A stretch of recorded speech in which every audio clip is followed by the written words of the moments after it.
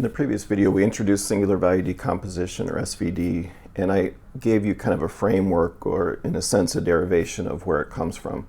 So in this video, we're going to talk about how we actually do the SVD, how we get the U, the V, and the sigma matrices within the singular value decomposition. I'll do an example to show how this process works.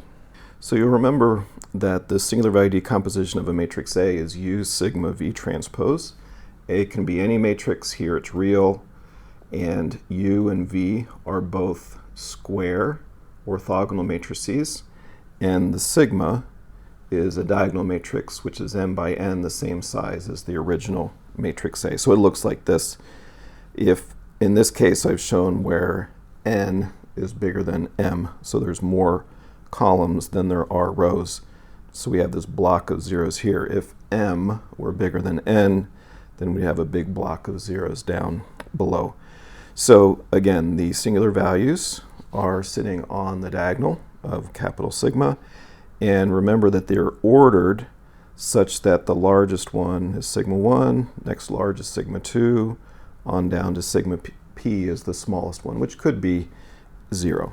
So those are the singular values, and they are the non-negative square roots of the eigenvalues of A transpose A or AA transpose. Remember that the non-zero eigenvalues of both of those are the same. And once again, we call those the singular values of A. Now, we had in the previous video these relationships between the U's and the V's. And remember, the little U's are the orthonormal eigenvectors of AA transpose. They form the columns of capital U. The little V's are the orthonormal eigenvectors of A transpose A, and those form the columns of capital V. So we have the two modal matrices. But the U's and the V's are related in these ways. So AV is equal to sigma U, and A transpose U is equal to sigma V. Obviously the same singular values. And then we have these relationships between the left and the right singular vectors. So let's take the second one here and just take a look at it. We're going to pre-multiply both sides by A. So on the left we have AA transpose times U is equal to sigma times A times V. Well, A times V from the first relationship, that's just sigma times U. So then the right-hand side is sigma squared times U. So in that case, then we have this as our eigenproblem. AA transpose is the matrix, which is always square and symmetric. The eigenvalues are the sigma squareds, and the eigenvectors are the U's. And we had this in the previous slide as well, but just want to show you the easiest way to get from one to the other. Then likewise, if I take this first one and pre-multiply A transpose on both sides, we have A transpose A times V is this equal to sigma times A transpose times U, but A transpose times U is sigma times V. So then the right side is sigma squared times V. So again, we have the eigenproblem for now A transpose times A. The eigenvalues, the sigma squareds, are the same, and now we have the eigenvectors are the V's. So these are the same equations as we had in the previous video, now just all in one place.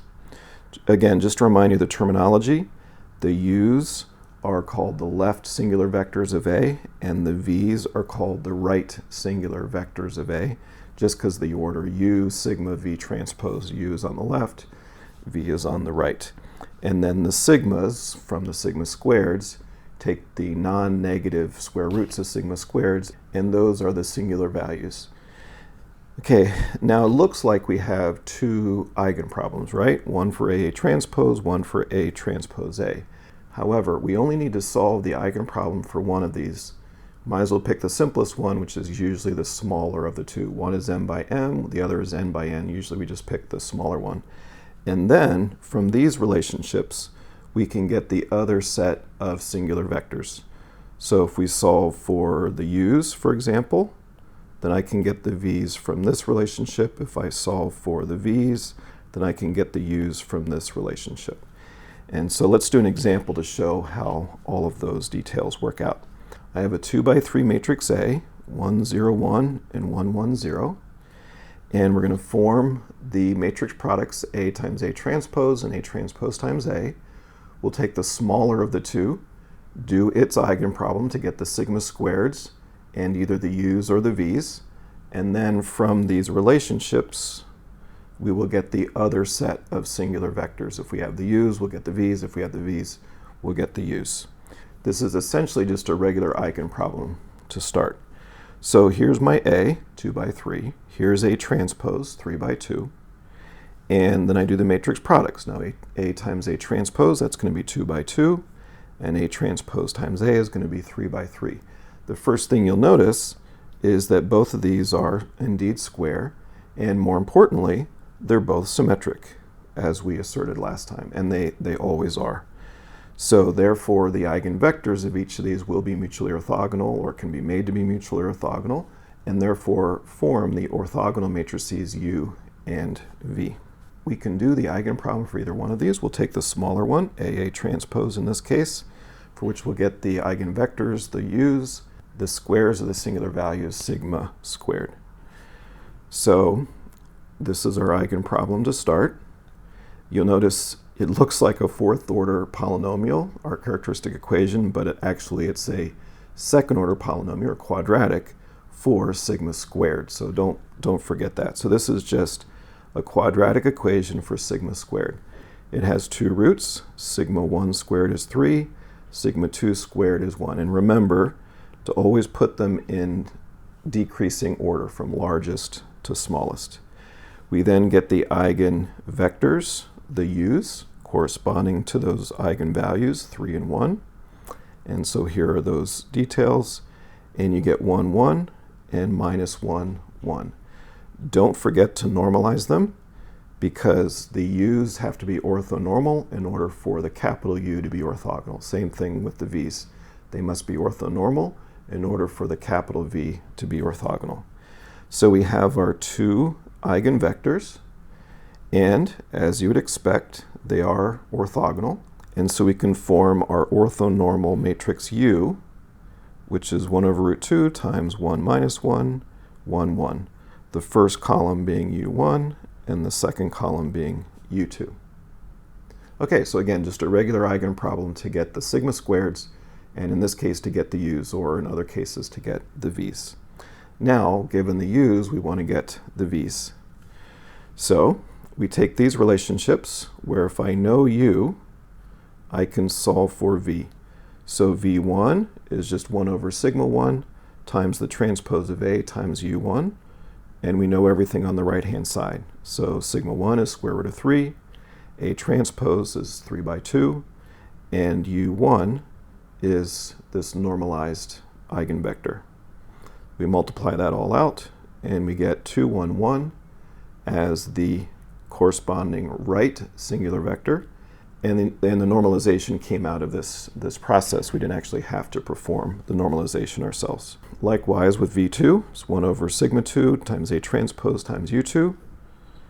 Sigma 2 is square root of 1. Yes, I know the square root of 1 is 1, but I'm just emphasizing that it's the square root of the sigma squared, times a transpose, same as here, times u2, multiply it out, and again, we get our v2, which is now normalized, and you'll see that these are indeed orthogonal, as they must be if you do the inner product. From our two u's, u1 and u2, we get v1 and v2, but we need a third. We need v3, because the v needs to be 3 by 3. We know that v3 is orthogonal to v1 and v2, so we could do the following. For example, we could say, well, v3 is some generic three-dimensional vector, say ABC, and then let's enforce orthogonality. So inner product of v3 with v1, set that to 0. Inner product of v3 with v2, set that equal to 0. So that'll give us the relationships between the a's, b's, and c's. We also have the fact that we need to normalize v3, and that will give us the third of those three constants. Alternatively, you might remember that when you do cross products, if you have the cross product of two vectors are in a plane, the result is a vector that's orthogonal to that plane. So in fact, we could simply take the cross product of v1 and v2 to get v3. Either way works fine here. Now, if you have more than one additional right or left singular vector that you need to get. You can continue this process of enforcing orthogonality. You could actually do the eigenproblem if you'd like for the larger of the two problems. So any of those is fine for getting, in this case, the v's. So that gives us our v with the first, second, and third of our right singular vectors as the columns of v. It's 3 by 3. The columns are orthogonal to one another, and of course they're normalized as well. So we have the u, the v. The sigma is a diagonal matrix. It's of the same size as A, so it's 2 by 3, and it has the sigmas, the singular values, on the diagonal. So root 3, root 1, again from largest to smallest. You can then check, and for the given u, sigma, and v, you can multiply u, sigma, v transpose together, and indeed you'll get back the original A.